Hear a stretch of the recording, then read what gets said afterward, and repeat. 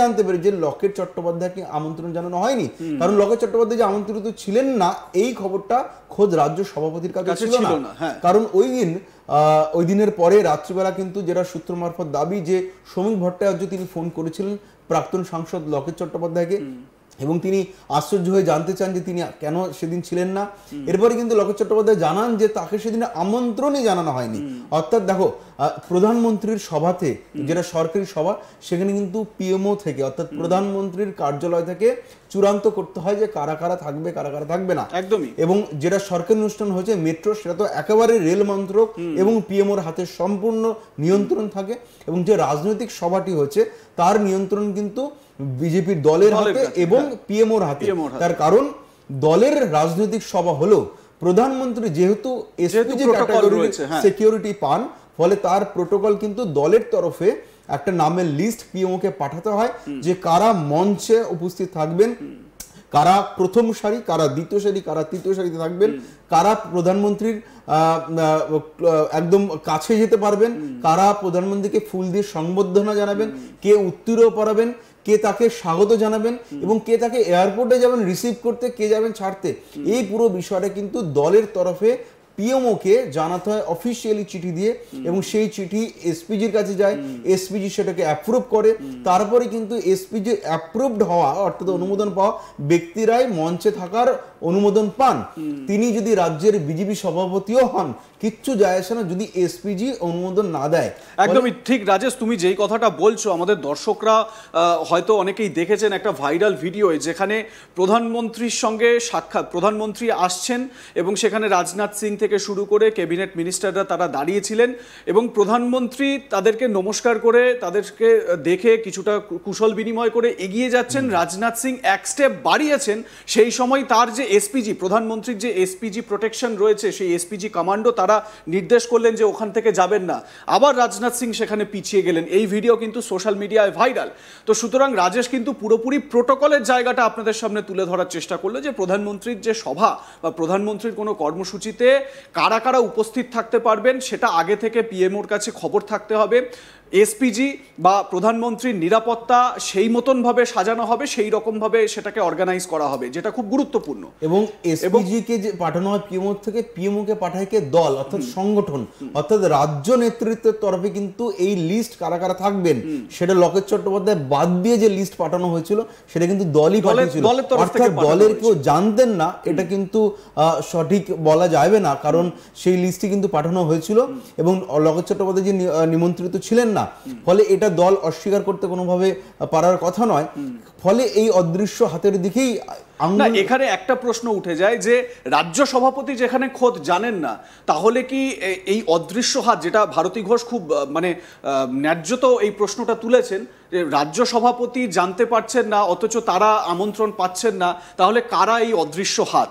আমরা রাজেশ এর পরে একটা পোস্ট আমাদের দর্শকদের দেখাবো, যেটা এই ভারতী ঘোষ যে পোস্ট করেছেন তার কমেন্টে একজন কমেন্ট করেছেন, শ্যামল জানা বলে জনৈক এক ব্যক্তি, আমরা ধরে নিতে পারি তিনি একজন বিজেপি কর্মী বা সমর্থক, তিনি নাও সেটা হতে পারেন, কিন্তু তিনি যেভাবে লিখছেন বা যেভাবে ব্যাখ্যা দিচ্ছেন তাতে করে ধরে নেওয়া যায় যে তিনি একজন বিজেপি সমর্থক। যদি নাও হন, একজন সাধারণ মানুষও হন, কি লিখছেন এই শ্যামল জানা? তিনি লিখছেন, এই অমিতাভ চক্রবর্তী যতদিন থাকবে ততদিন বাংলার রাজনীতির বিরোধী আসনে বিজেপি থাকলেও বেনিফিট পাবে শাসক দল। কারণ অমিতাভ চক্রবর্তী, জগন্নাথ চট্টোপাধ্যায় সহ বেশ কিছু নেতৃত্ব যারা শাসক দলের সঙ্গে সেটিং তত্ত্বে বিশ্বাসী, খুব গুরুত্বপূর্ণ বেশ কিছু কথা লিখেছেন।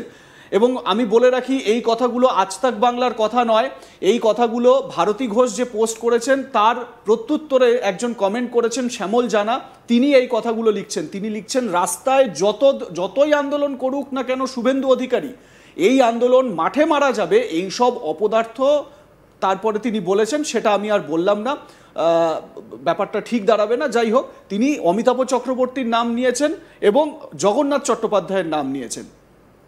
রাজেশ, এই যে নামগুলো নেওয়া হচ্ছে এগুলো আমরা নিচ্ছি না, এই নামগুলো একজন জনৈক কর্মী বা জনৈক ব্যক্তি, যিনি ভারতী ঘোষের কমেন্টে মানে প্রশ্নের উত্তরে কমেন্ট দিয়েছেন, তার পোস্টের উত্তরে, তো তিনি এই কথাগুলো বলছেন। আমার প্রশ্ন হচ্ছে যে এই অদৃশ্য হাতগুলো নিয়ে যখন বলছেন, দলের অন্দরেও তো নিশ্চয়ই এই নিয়ে চর্চা শুরু হয়ে গিয়েছে।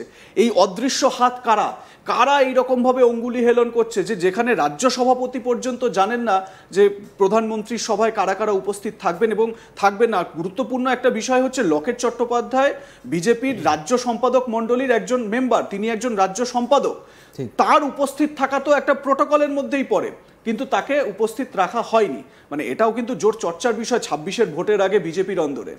একদম দেখো, এই শ্যামল জানা যে মন্তব্য করেছেন, ভারতী ঘোষ কিন্তু তার পোস্টের ক্যাপশনে নিজেই বলেছিলেন আপনারা মতামত জানান। ফলে ভারতী ঘোষ দলের নেত্রী, তিনি জাতীয়, তিনি স্পোক্স পার্সন, তিনি মুখপাত্র, তিনি মতামত চেয়েছেন এবং তার অনুরোধ মেনে, তার আবেদন মেনে তার ফলোয়াররা মতামত দিয়েওছেন। তার ফলস্বরূপ হচ্ছে শ্যামল জানার এই বক্তব্য। শ্যামল জানার দলের সংগঠন সম্পর্কে নলেজ দেখে আমাদের প্রাথমিকভাবে মনে হচ্ছে তিনি সক্রিয় বিজেপি কর্মী, তিনি সংগঠনের সঙ্গে যুক্ত এবং তিনি যে দুটো নাম নিয়েছেন তারা কিন্তু সাংগঠনিক নেতা। ফলে তাদের হাতে কিন্তু এই ডিসিশন মেকিং পাওয়ার রয়েছে। এবং এই অমিতাভ চক্রবর্তী এবং অমিতাভ চক্রবর্তীর নাম তিনি নিয়েছেন, তিনি যে ফেসবুক পোস্ট করেছেন সেখানে কিন্তু নাম নেওয়া হয়েছে, পাশাপাশি জগন্নাথ চট্টোপাধ্যায়ের নাম নেওয়া হয়েছে। ফলে দেখো এই ব্যক্তিদের কে তিনি ইঙ্গিত করছেন, এটা আমরা বলছি না। ফলে এই যে অদৃশ্য হাতের কথা বলছেন, সেই অদৃশ্য হাতকে, এই প্রশ্নটা যেরকম অন্ধকারে ভাসছে, সেই অন্ধকারের মধ্যে তীরও ছোড়া হয়েছে। এই শ্যামল জানা তিনি কিন্তু দুটো নাম ভাসিয়ে দিয়েছেন। আমরা জানি না এই অদৃশ্য হাত এই দুই ব্যক্তি কিনা, সেটা সংগঠন বলতে পারবে, কিন্তু সংগঠন এই দুই ব্যক্তিকে নিয়ে কিন্তু এর আগেও অনেকবার তারা খবরের শিরোনামে এসেছেন। তাদের প্রতি অসন্তোষ কিন্তু একাধিকবার সামনে এসেছে এবং বিজেপির মধ্যে যে গোষ্ঠী কোন্দল বা অন্তর্দ্বন্দ্ব বারবার খবরের শিরোনামে এসেছে বা খবর হয়েছে, সেখানেও কিন্তু জগন্নাথ চট্টোপাধ্যায় বা অমিতাভ চক্রবর্তীর নাম বারবার খবরের শিরোনামে এসেছে। ফলে এবারও যে তাদের নাম জড়িয়ে যে আমরা যে কমেন্টটা দেখলাম, যে কমেন্টে তাদের নামে অভিযোগ করা হচ্ছে, ফলে তারাই অদৃশ্য হাত কিনা এটা কিন্তু সময় বলবে। তবে এটা প্রথম নয়, এর আগেও প্রধানমন্ত্রীর সভা তোমার মনে থাকবে আলিপুরদুয়ারে, তারপর দুর্গাপুরে পরপর এলেন, সেখানে এবং খুব ইন্টারেস্টিং দুর্গাপুরের সভায় কিন্তু লকেট চট্টোপাধ্যায় উপস্থিত ছিলেন, কিন্তু এই সভায় তিনি তাকে ডাকা হয়নি এমনটাই জানতে পারা যাচ্ছে। এবং আমরা অনেকবার লকেট চট্টোপাধ্যায়ের সঙ্গে ফোনে কথা বলার চেষ্টা করেছি। শুধু তাই নয়, আমি জানিয়ে রাখি ভারতী ঘোষের ঘনিষ্ঠ মহল সূত্রে যেটা দাবি, আমরা কথা বলেছিলাম, ভারতী ঘোষের সঙ্গে যোগাযোগ করার চেষ্টা করেছিলাম, কিন্তু তার যেটা ঘনিষ্ঠ মহল সূত্রে দাবি যে ভারতী ঘোষ এই পোস্ট করার পর তার যে অভিমানের সুর ঝরে পড়েছিল তার সোশ্যাল মিডিয়া হ্যান্ডেলে, তারপরে কিন্তু দলের সঙ্গে তার কথা হয়েছে। এখন দল তার সঙ্গে যোগাযোগ করেছিল না, ভারতী ঘোষ দলের সঙ্গে যোগাযোগ করেছিলেন, সেটা পরিষ্কার না হলেও এটুকু আমরা সূত্র মারফত জানতে পেরেছি দলের সঙ্গে ভারতী ঘোষের কথা হয়েছে এবং আপাতত তাদের মধ্যে এই সমস্যাটি মিটে গিয়েছে। অর্থাৎ যে অভিমানের কথা তিনি লিখেছিলেন, যে ক্ষোভের কথা তিনি ক্ষোভের বহিঃপ্রকাশ হয়েছিল তার সোশ্যাল মিডিয়া হ্যান্ডেলে, সেই বিষয়ে দলের সঙ্গে ভারতী ঘোষের কথা হয়েছে এবং মিটে গিয়েছে। এই শব্দটা আমি বলছি তার কারণ তার ঘনিষ্ঠ মহল সূত্রে আমরা জানতে পেরেছি এই বিষয়টি আপাতত ক্লোজ চ্যাপ্টার ভারতী ঘোষের জন্য। অর্থাৎ যদি কোথাও